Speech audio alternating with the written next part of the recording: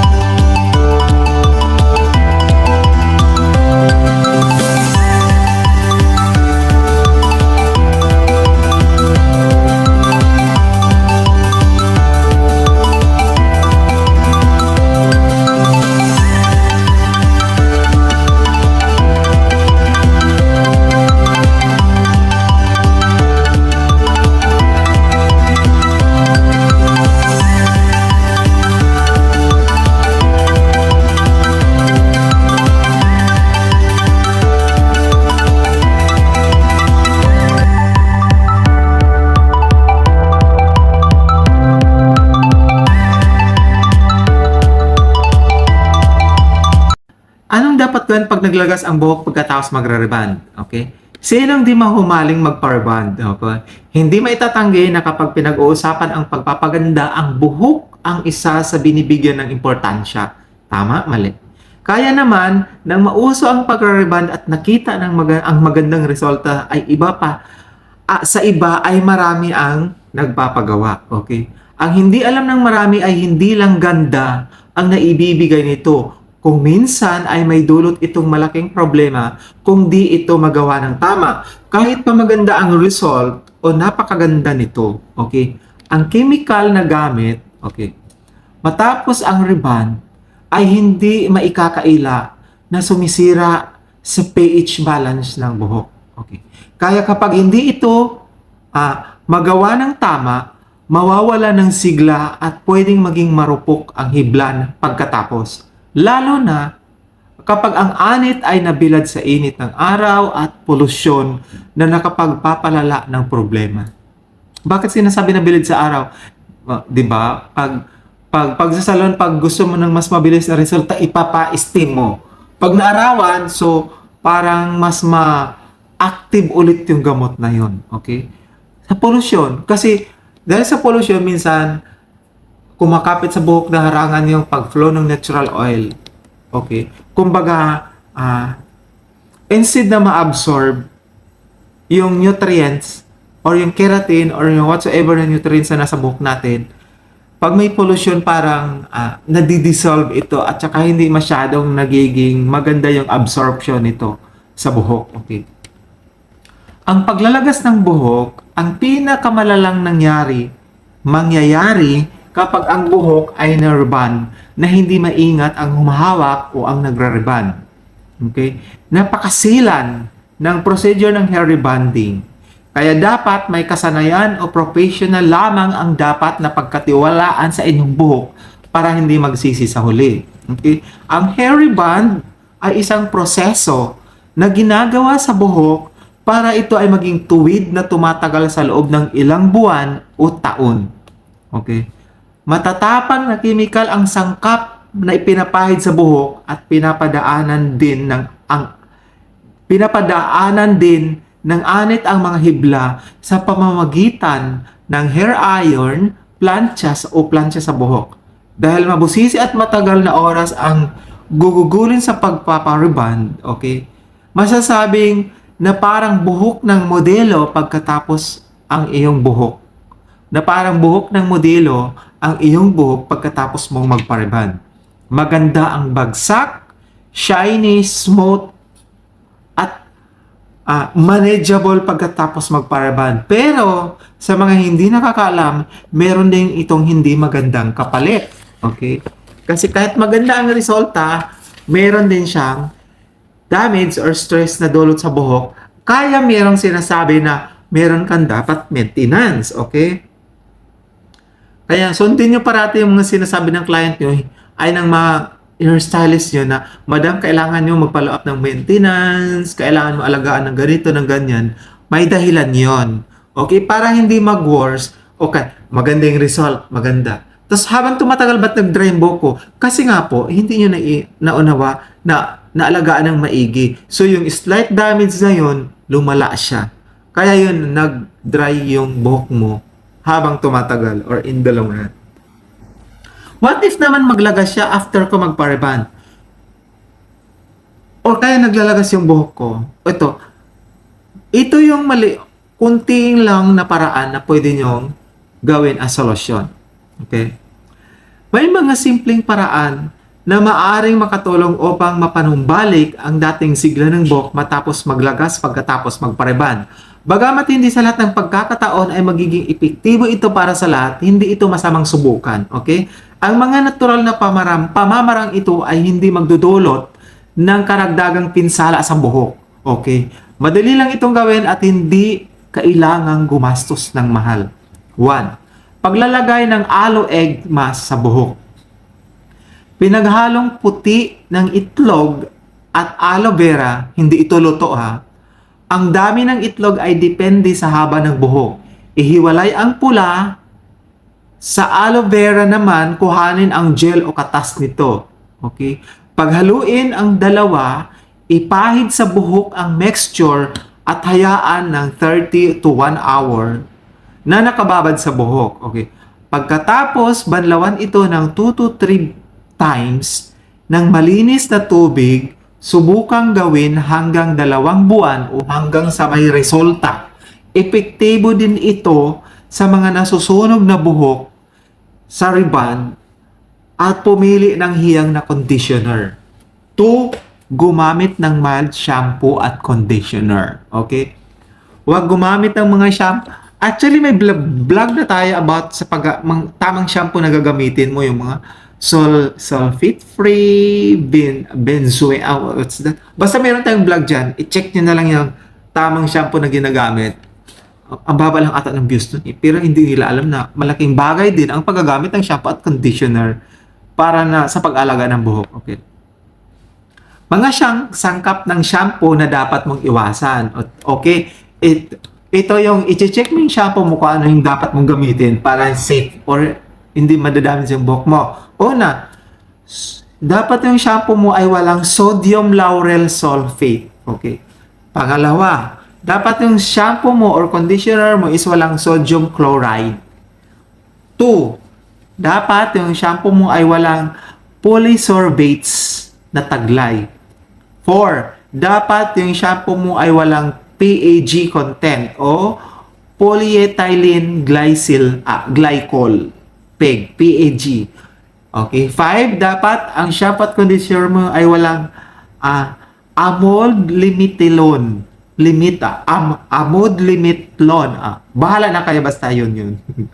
Amod-limitlone.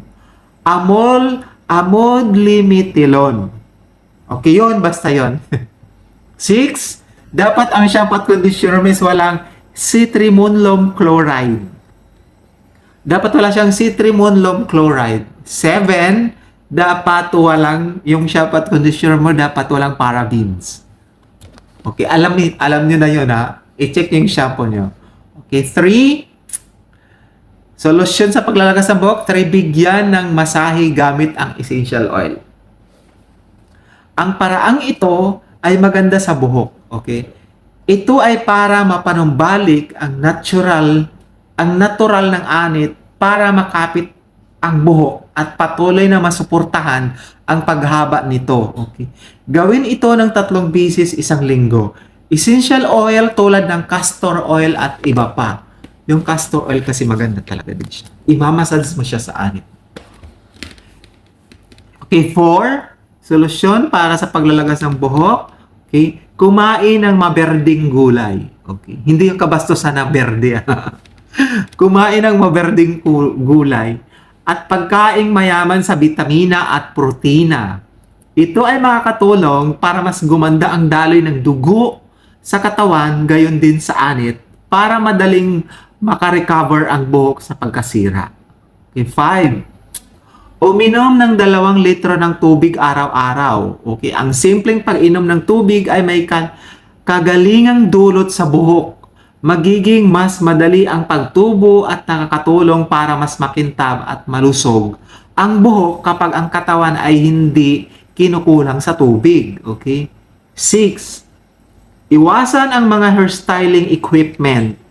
Kung minsan, akala ng iba ay makakatulong o makakabuti ang paggamit ng hair dryer or ang plancha sa buhok kapag ito ay nasira, ang hindi alam ng marami ay mas lalo lamang nitong pinalala ang paglalagas, kaya hanggat maaari ay iwasan ang paggamit nito. Okay? Ang pagpapaganda ng buhok ay may katapat na seryosong pag-iingat. Bago subukan ang mga nauusong treatment, alamin at siguraduhin mabuti na may kasanayan ang gagawa. Okay? Para maingatan ang buhok sa paglalagas kapag nagre-reband, dapat itong gawin habang nagre-reband. Sa mga nagre-reband dyan, okay. Una, samahan ng mga treatment na makapagpabawas ng pagkasira ng pH balance ng buhok. Kung di kalusugan ang buhok, huwag na itong i-shampoo kasi ang natural oil ng buhok ay nakakatulong para mas hindi ito magkaroon ng damage. Okay? Kapag hindi daw kalusugan ang buhok, okay? Huwag nang i-shampoo kasi ang natural oil is nakakatulong para mas hindi ito magkaroon ng damage habang ikay nagre-reband. 2, iwasang masubrahan ang babad ng reband number 1. May tamang oras ang babad nito ayon sa kalagayan ng buhok. Okay? Mahalaga ito sapagkat pag nababad mo ito ng tama, maiiwasan ang sobrang pagkasira ng buds ng buhok at di magbunga ng pagkamatay ng pH balance ng buhok na nagdudulot ng paglalagas, pag-dry, or pagkasunog. 3 pala, hindi. 3, gumamit ang mga treatment sa mga procedure upang mas masiguradong hindi ito masubrahan ng babad. Ang ganitong procedure ay makakatulong na babawasan ang chemical na gamit sa pagre-reband at di mawala o mamatay ang nutrients sa buhok habang ginagawa ang pagre-rebond. Okay? 4. Iwasan ang paggamit ng plancha, okay, na nangangain ng buhok. Gumamit ng plancha na madulas o hindi madikit para hindi maputol ang buhok. Pinaplansya ito at gumamit ng tamang init lamang. Okay, pag manipis yung buhok, huwag masyadong mainit. Ang tamang init ay para hindi masobrahan ang pagkaluto ng bands ng buhok. Okay? Kaya importante din yung tamang init. Kasi pag hindi tamang init, hindi rin ma-straight yung buhok. Okay? Pag sobra naman, madadamage din si buhok. 5. Gumamit ng mga heat protect, lalo na sa mga sensitibong uri ng buhok, para hindi ito masunog o masobrahan ng anit habang nagbo-blow dry o nagpaplansya ng buhok. Kapag di parating maiwasan ang pagbababad sa arawan, maaari ding gamitin ito o mag-spray bago lumabas sa araw kasi nagdudulot ng damage sa buhok. Ang init ng araw, lalo na kung bagong rebond ka pa lamang. Iwasang ma-expose sa araw ng matagal kapag bago ka pa lang nag-parband. Okay? Or kahit hindi ka pa lang bago nag-parband. Iwasan ma-expose ng matagal sa init ng araw kasi nagdudulot ito ng dryness at ng slightly damage. Ang UV rays ng init ng araw ay hindi lang nakakasira ng ating skin. Nakakasira din siya ng hair cuticle ng ating buhok. Thank you very much mga friends at sana nakatulong ng malaki yung ating sharing sa inyo ngayon. Sana seryosohin niyo to para sa magandang buhok. Ayaw ba na magandang buhok? Siyempre, sinong may ayaw nun? Tsaka yung mga sinishare ko sa inyo, hindi ka lang nag-aalaga ng buhok. Pati na rin ang anit mo, which is very important.